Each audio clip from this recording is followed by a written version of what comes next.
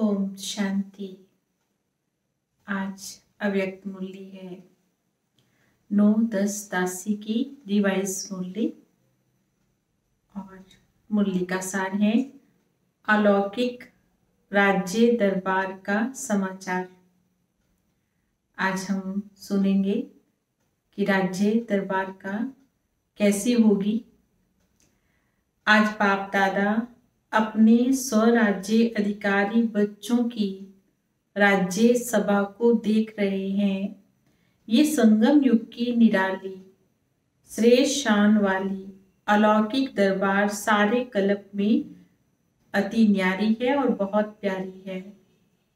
इस राज्य सभा की रूहानी रौनक, रूहानी कमल आसन, रूहानी ताज और तिलक, चेहरे की चमक, स्थिति के श्रेष्ठ समृद्धि के वायुमंडल में अलौकिक खुशबू अति रमणीक, अति आकर्षित करने वाली है। ऐसी सभा को देख बाप दादा हर एक राज्य अधिकारी आत्मा को देखकर बहुत हर्षित हो रहे हैं। कितनी बड़ी दरबार है। हर एक ब्राह्मण बच्चा स्वराज्य अधिकारी है। तो कितने ब्राह्मण बच्चे हैं। सभी ब्राह्मणों की दरबार इकट्ठी करेंगे तो कितनी बड़ी राज्य दरबार हो जाएगी। इतनी बड़ी राज्य दरबार किसी युग में नहीं होती है। यही संगम युग की विशेषता है, जो ऊंचे से ऊंचे बाबा के सरब बच्चे स्वराज्य अधिकारी बनते हैं। वैसे लौकिक परिवार में हर एक बाप बच्चों को कहते हैं, ये तो मेरा राजा बच्चा है, ये तो मेरा बेटा है, या इच्छा रखते हैं कि मेरा हर एक बच्चा क्या बन जाए, राजा बन जाए। लेकिन सभी बच्चे राजा तो नहीं बन सकते ना। ये कहावत परमात्मा बाप के कॉपी की है। बाबा ने कहा ये भी सभी आत्माओं ने बाबा की ही कॉपी की है। इस समय बाप दादा के सब बच्चे राजयोगी अर्थात 100 के राजे नंबरवार जरूर हैं, लेकिन है तो सभी राजयोगी, प्रजा योगी तो कोई नहीं है ना। तो बाप दादा बेहद की राज्य सभा को देख रहे थे। सभी अपने को स्वराज्य अधिकारी समझते हो ना। नए नए आए हुए बच्चे राज्य अधिकारी हो या अभी बनना है। बाबा पूछ रहे हैं कि राज्य अधिकारी बन गए या अभी बनना है। नए नए हैं तो मिलना जुलना भी सीख रहे हैं। अव्यक्त बाप की अव्यक्ति बातें समझने की आदत तो पड़ती जाएगी ना। फिर भी इस भाग्य को अभी से भी समय पर ज्यादा समझेंगे। हम सभी आत्माएं कितनी भाग्यवान हैं। तो बाप दादा सुना रहे थे अलौकिक राज्य दरबार की समाचार। सभी बच्चों की विशेष ताज और चेहरे की चमक के ऊपर ना चाहते हुए भी अटेंशन जा रहा था। ताज ब्राह्मण जीवन की विशेषता, पवित्रता का सूचक है। चेहरे की चमक रूहानी स्थिति में स्थित रहने की रूहानियत की चमक है। साधारण रीति से भी अगर किसी व्यक्ति को देखेंगे तो सबसे पहले दृष्टि कहाँ जाती है, चेहरे की तरफ जाती है। ये चेहरा ही वृत्ति और स्थिति दोनों का दर्पण है, वृत्ति का भी और स्थिति का भी। तो बाप दादा देख रहे थे कि चमक तो सभी में थी, लेकिन एक थे सदा रूहानियत की स्थिति में स्थित रहने वाले, स्वतः और सहज स्थिति वाले, और दूसरे थे सदा रूहानी स्थिति के अभ्यास द्वारा स्थित रहने वाले। तो एक बाबा ने कहा एक तो थे सहज स्थिति वाले और दूसरा प्रयत्न करके स्थित रहने वाले। अर्थात एक सहज योगी थे और दूसरा पुरुषार्थ करके जो योगी बने हैं, ऐसे थे। एक थे सहज स्थिति वाले, दूसरे प्रयत्न कर स्थित रहने वाले थे, तो दोनों की चमक में अंतर रहा ना। बाबा क्या कह रहे हैं कि दोनों की चमक में क्या है, अंतर है। उनकी नेचुरल ब्यूटी थी और दूसरों की पुरुषार्थ के द्वारा ब्यूटी थी।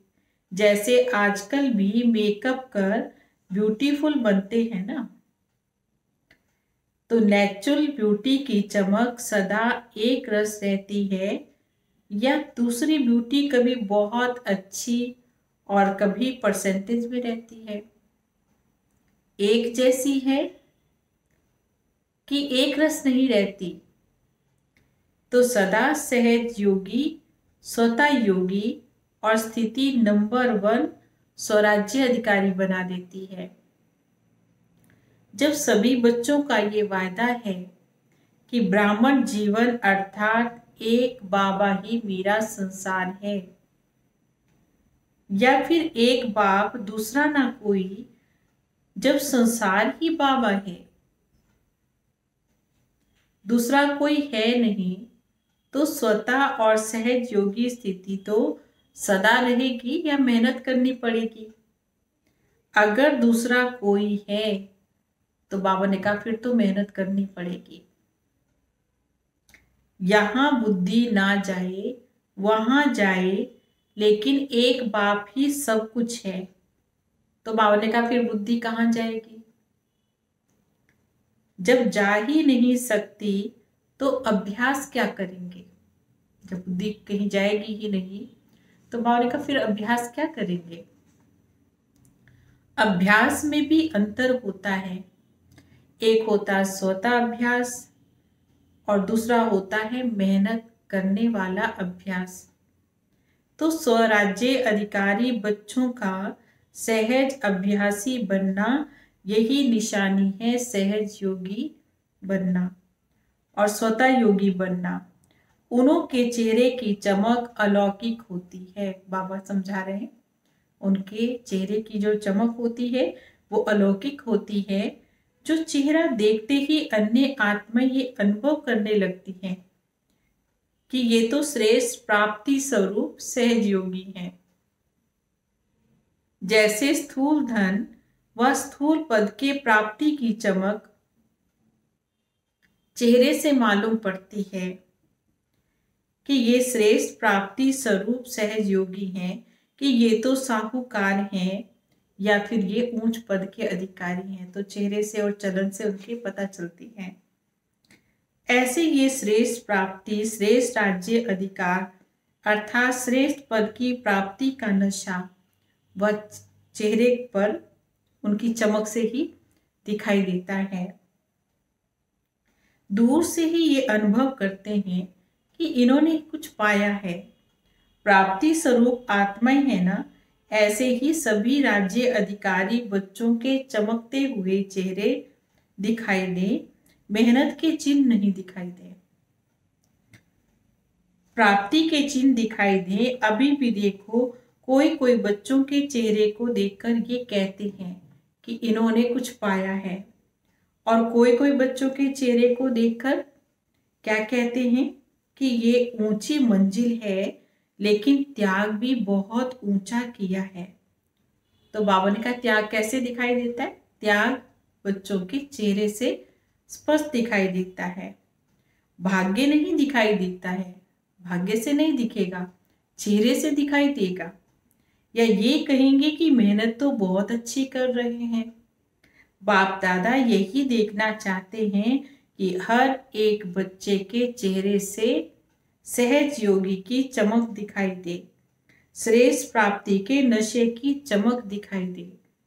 क्योंकि प्राप्तियों के भंडार बाप के बच्चे हो ना, संगम युग की प्राप्तियों के वरदानी समय के अधिकारी हो। निरंतर योग कैसे लगाएं व निरंतर अनुभव कर भंडार की अनुभूति कैसे करें?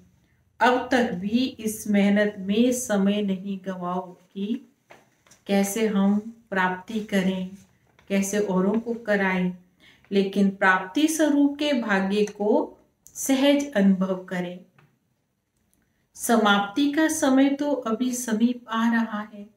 बाबा हम बच्चों को क्या समझा रहे हैं कि अभी तो समाप्ति बिल्कुल नजदीक है।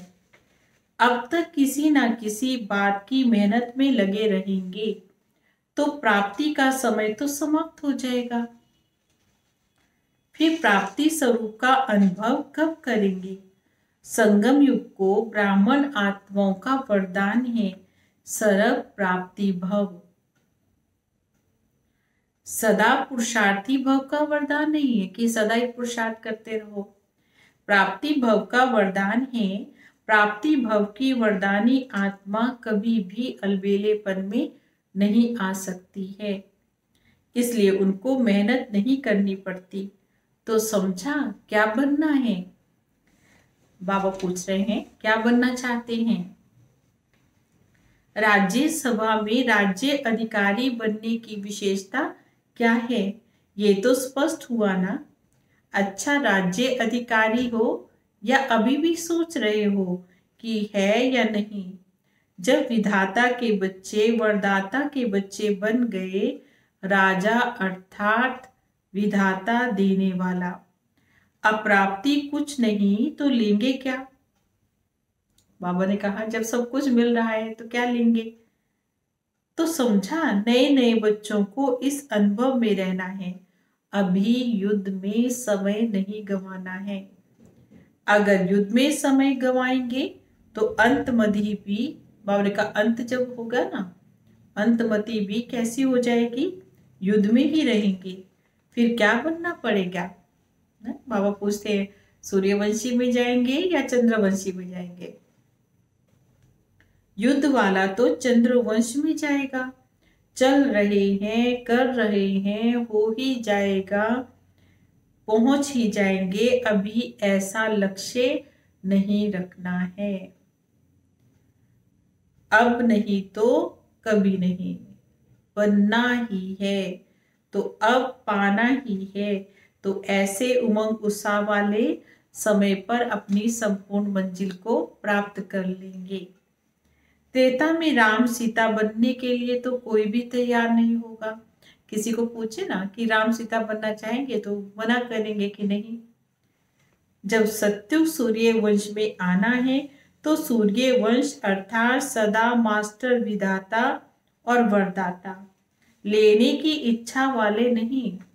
मदद मिल जाए, ये हो जाए तो बहुत अच्छा है, तो हम पुरुषार्थ में अच्छा नंबर ले लेंगे, कोई हमारी हेल्प करे। बाबा ने कहा नहीं, मदद मिल रही है, सब हो रहा है, इसको कहते हैं स्वराज्य अधिकारी आत्मा। आगे बढ़ना ही है या पीछे आए हो तो पीछे ही रहना है? बाबा पूछ रहे हैं आगे बढ़ना चाहते हैं कि पीछे ही रहना चाहते हैं? तो बाबा ने कहा आगे जाने का रास्ता तो बहुत सहज है। सहज योगी स्वतः योगी बनो। बहुत सहज है। जब है ही एक बाबा, दूसरा कोई नहीं, तो बाबा ने कहा कहाँ जाएंगे? क्योंकि प्राप्ति ही प्राप्ति है, फिर मेहनत क्यों लगेगी? तो प्राप्ति के समय का लाभ उठाओ, सर्व प्राप्ति स्वरूप बनो। समझा? बाप दादा तो ये चाहते हैं एक एक बच्चा, चाहे लास्ट में आने वाला है, चाहे स्थापना की शुरुआत में आने वाला है, हर एक बच्चा, और उनका शुरू वाला भी और लास्ट वाले बच्चे को भी बाबा की आशा है कि वो नंबर 1 बने। राजा बनना है ना कि प्रजा। अच्छा, तो फिर बाबा के सामने महाराष्ट्र का ग्रुप आया था, तो बाबा ने कहा देखो महाशब्द कितना अच्छा है। महाराष्ट्र स्थान भी महाशब्द का है और बनना भी महान है। महान तो बन गए हो, क्योंकि बाबा के बने माना कि महान बने।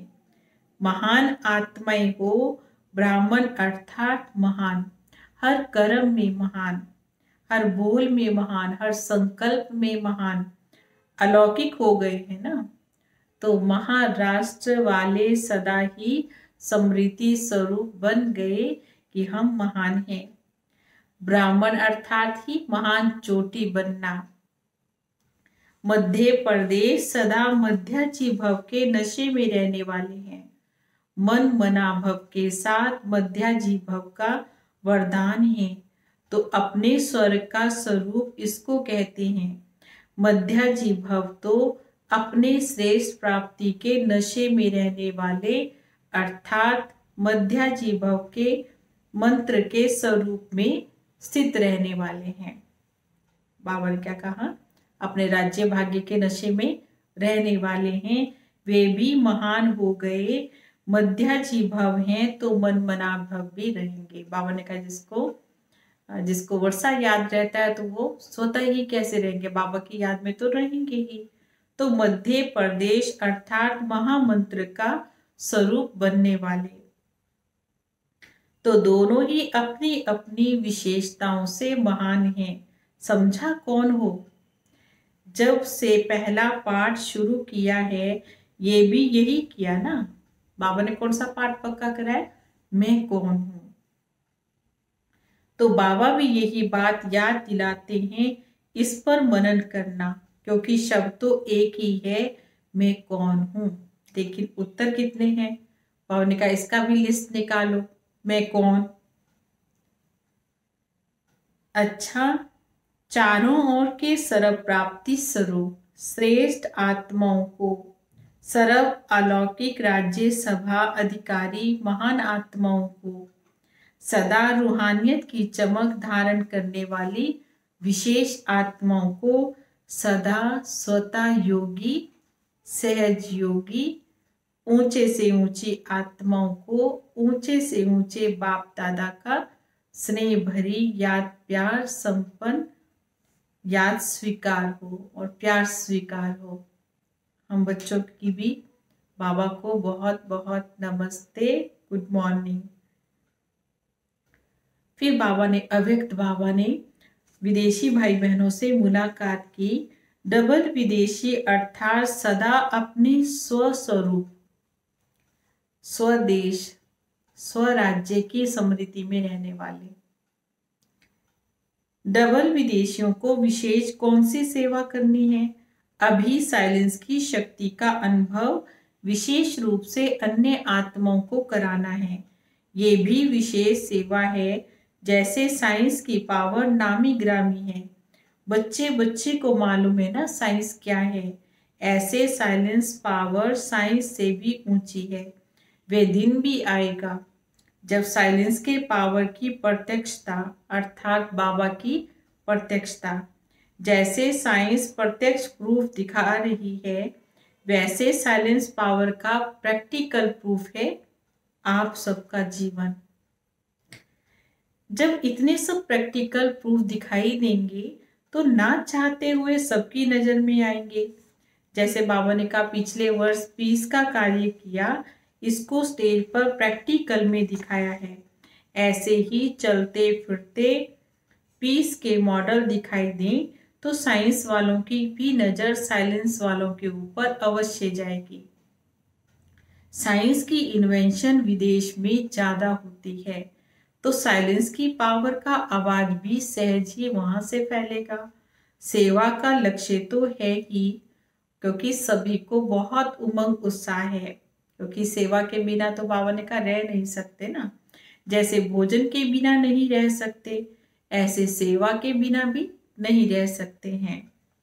तो बाबा इस बात में बहुत खुश है। फिर बाबा ने पार्टियों से बात की। स्वदर्शन चक्रधारी श्रेष्ठ आत्माएं बन गए हो ना, ऐसे अनुभव करते हो कि स्व का दर्शन हो गया है। अपने आप को जानना, स्व का दर्शन माना अपने को जानना अर्थात स्व का दर्शन होना, और चक्र का ज्ञान जानना अर्थात स्वदर्शन चक्रधारी बनना। जब स्वदर्शन चक्रधारी बनते हो तो सारे चक्र बाबा कहते समाप्त हो जाते हैं। देह भान का चक्र, संबंध का चक्र, समस्याओं का चक्र, माने कितने चक्र हैं, लेकिन स्वदर्शन चक्रधारी बनने से ये सब चक्र समाप्त हो गए हैं। तो सब चक्रों से निकल जाते हैं, नहीं तो फिर बाबा ने कहा जाल में फंस जाते हैं। तो पहले फंसे हुए थे, अभी तो निकल कर आ गए हैं।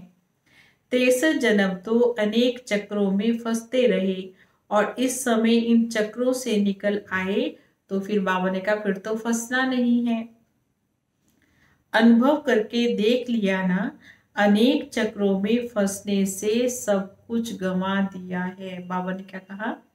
हाँ, चक्रों में फंसने से, 63 जन्मों के चक्रों में फंस करके सब कुछ गंवाया। और इस समय तो बाबा ने कहा इन चक्रों से निकल कर आए हैं ना, तो फिर बाबा समझा रहे कि अभी फंसना नहीं है। अनुभव करके देख लिया कि अनेक चक्रों में फंसने से सब कुछ हमने गंवा दिया। तो बाबा मिला अर्थात सब कुछ मिल गया। तो सदा सुदर्शन चक्रधारी बन, माया जीत बन, आगे बढ़ते चलो, इससे सदा हल्के रहेंगे। किसी भी प्रकार का फिर बोझ का अनुभव नहीं होगा। बोझ ही नीचे लेकर आता है। बाबा क्या समझा रहे हैं कि बोझ जो होता है वो नीचे लेकर के आता है, उड़ने नहीं देगा।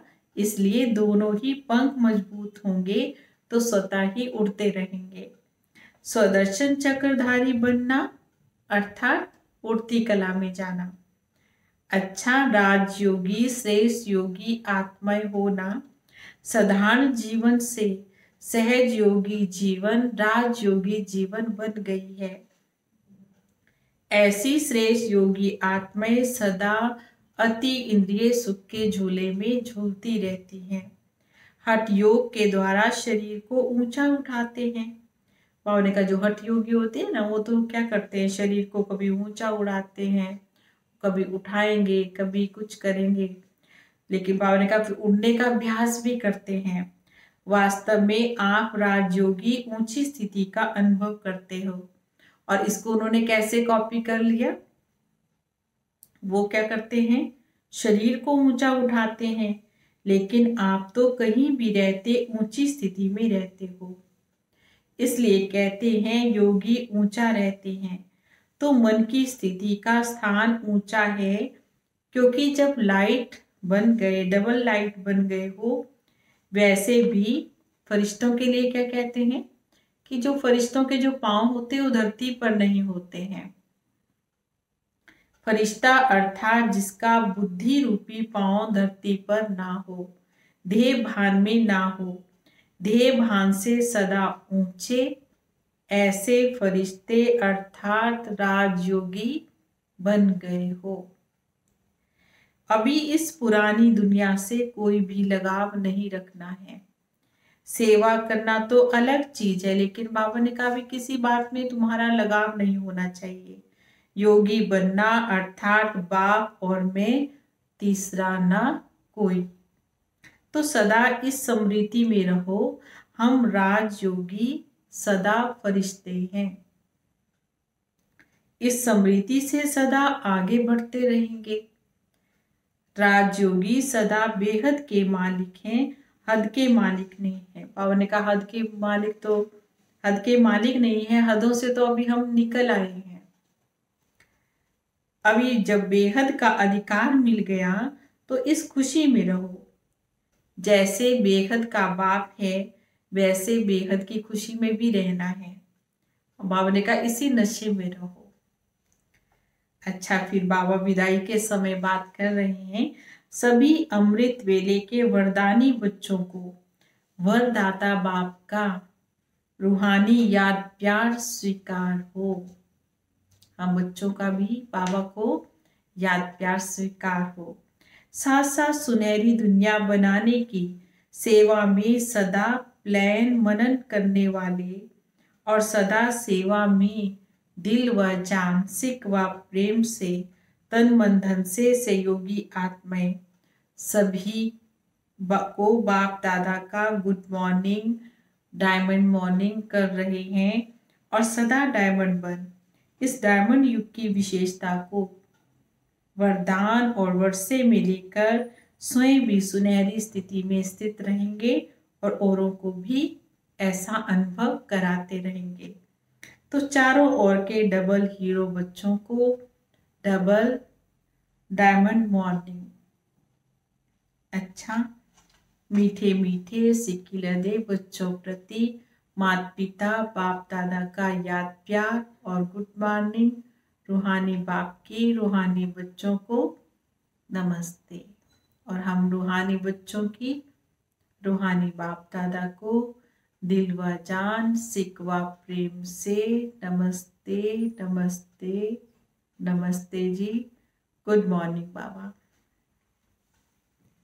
आज का वरदान है, रहम दिल की भावना द्वारा अपकारी पर भी उपकार करने वाले शुभ चिंतक भव। कैसी भी कोई आत्मा हो, चाहे सतोगुनी चाहे तमोगुनी संपर्क में आए, लेकिन सभी के प्रति शुभ चिंतक अर्थात अपकारी पर भी उपकार करने वाले। कभी किसी आत्मा के प्रति घृणा दृष्टि ना रहे, क्योंकि जानते हो, क्योंकि वो जो घृणा कर रहा है वो अज्ञान के वशीभूत है, बेसमझ है। उनके ऊपर रहम व स्नेह आए, उन पर घृणा ना आए। शुभ चिंतक आत्मा ऐसा नहीं सोचेगी इसने ऐसा क्यों किया, लेकिन इस आत्मा का कल्याण कैसे हो, यही शुभ चिंतक स्टेज है। स्लोगन है, तपस्या के बल से असंभव को भी संभव कर सफलता मूर्त बनो। ओम शांति।